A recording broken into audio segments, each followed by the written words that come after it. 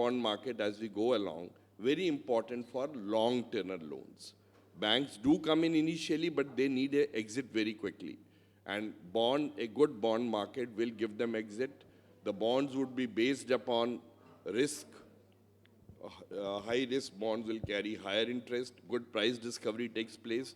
Today, the price discovery, less said the better. I don't want to get into the price discovery of loans and so on and so forth.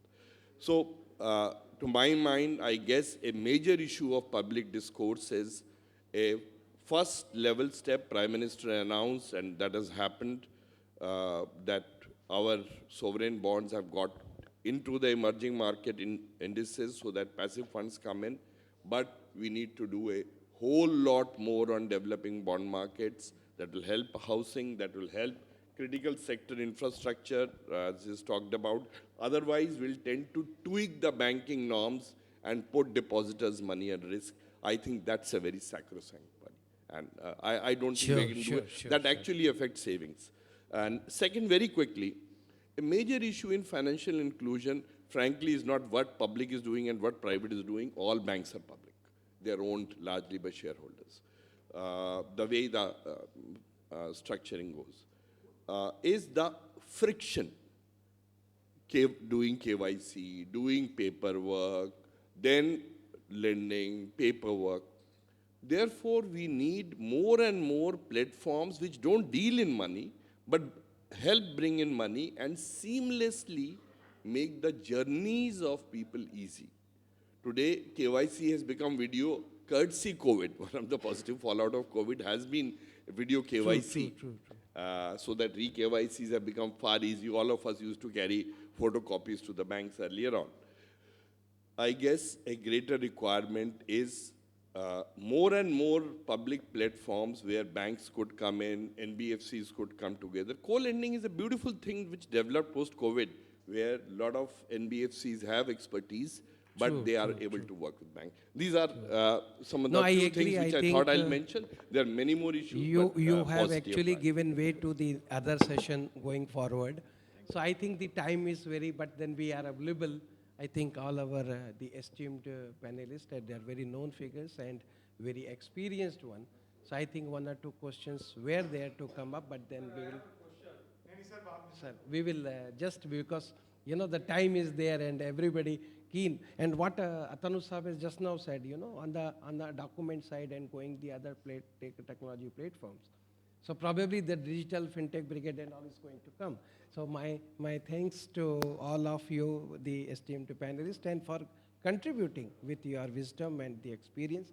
And all of us, you also carry a lot of experience and things, but then participating in a nice way. Thanks a lot. Thanks a lot. Thank you. Just a second, gentlemen.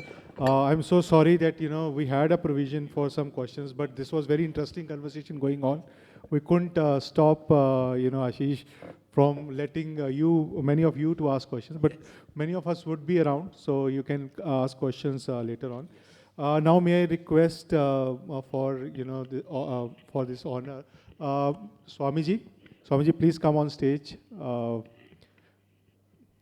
We need to acknowledge that many of these gentlemen came to our conclave.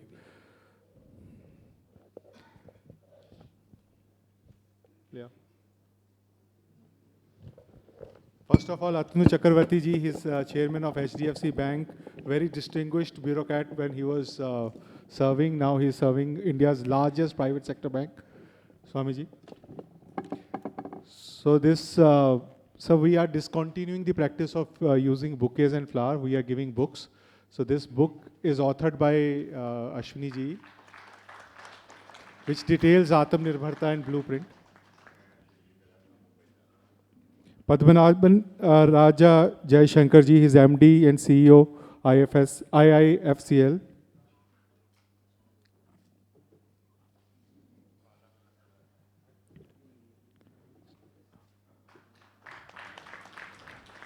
Professor N.R. Bhanumurthy ji.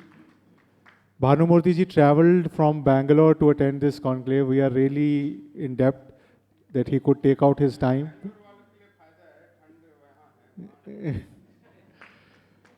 Thank you. Sushil Maruji. Sushil Maruji is a distinguished executive. He is CEO of BC Jindal Group. Earlier, he was part of SR Group. Very, very respected name in his field.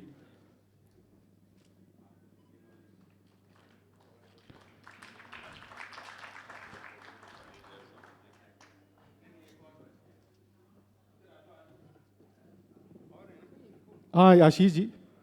Ashish Pandey, young banking professional, executive director of Bank of Maharashtra. And very soon you will see him, as a MD of a public sector bank. And I'm sure by next conclave he'll be attending as a panelist. And one of the youngest to, attain this position, a very bright professional. Thank you very much.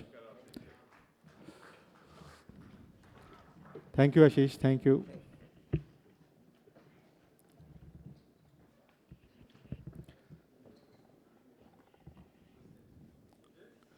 One of the solutions which were offered to make banks healthier was the consolidation of banks.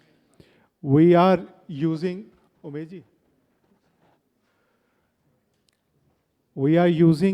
technology by bringing in some of the brightest minds through video link.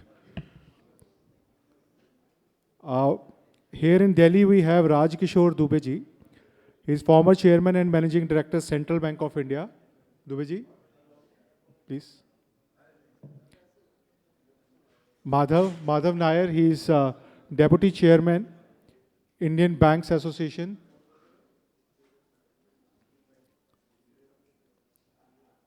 If organizers are ready with the video.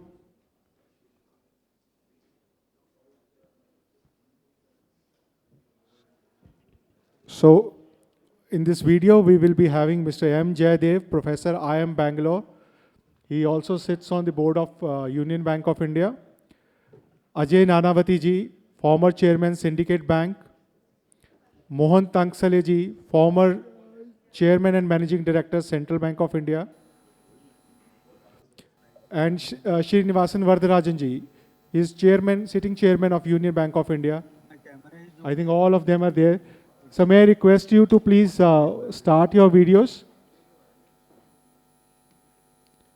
And Madhav, mic is yours. And floor is yours. Thank you. And Madhav, and my request is that every session is of 40 minutes.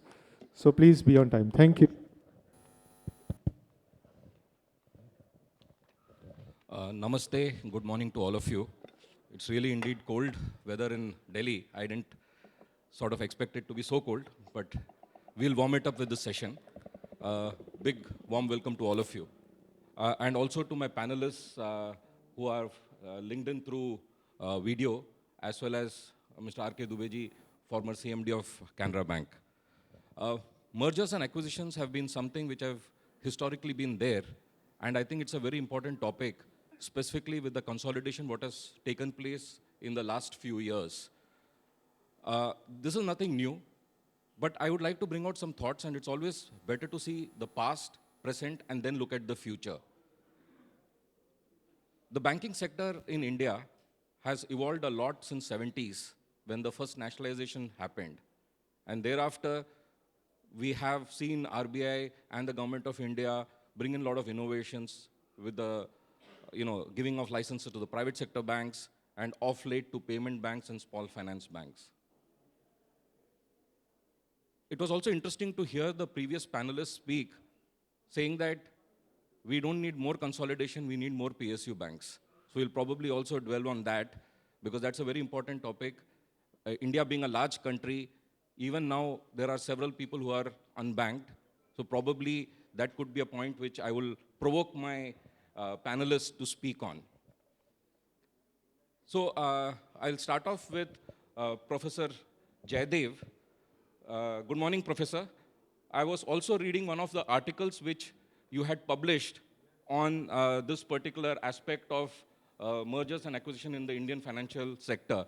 So the first thoughts from your side, then thereafter I will take it to all the panelists and get your opening remarks on this important topic. Thank you. Yeah, good afternoon, ladies and gentlemen. gentlemen. Thanks for this opportunity to participate in this distinguished forum for generating ideas on banking agenda for the next. Professor, couple could of you speak a bit louder? Yeah. Uh, Good afternoon. Thanks to the organizers for giving me this opportunity. And this is a large forum with various types of the stakeholders are here and coming out with setting up with an agenda for the next couple of years with reference to banking scenario that is really good to appreciate it. When it comes to mergers and acquisitions, largely in Indian context, the mergers are forced mergers. These are either taken by the government policy or by the regulator when there are weak banks are identified.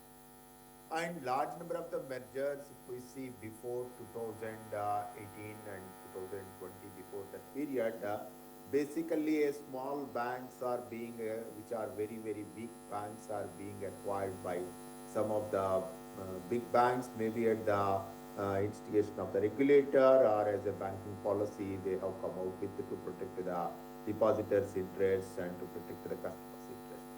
The largest one what we have seen couple of months in 2020, April onwards, it became a mega merger of merging of banks and which has made largest banks in Indian context with the Canara Bank acquiring Vijaya Bank as well as Syndicate Bank as well as the Union Bank taking over Corporation Bank and Andhra Bank and other banks taking over this Indian Bank taking over some other bank.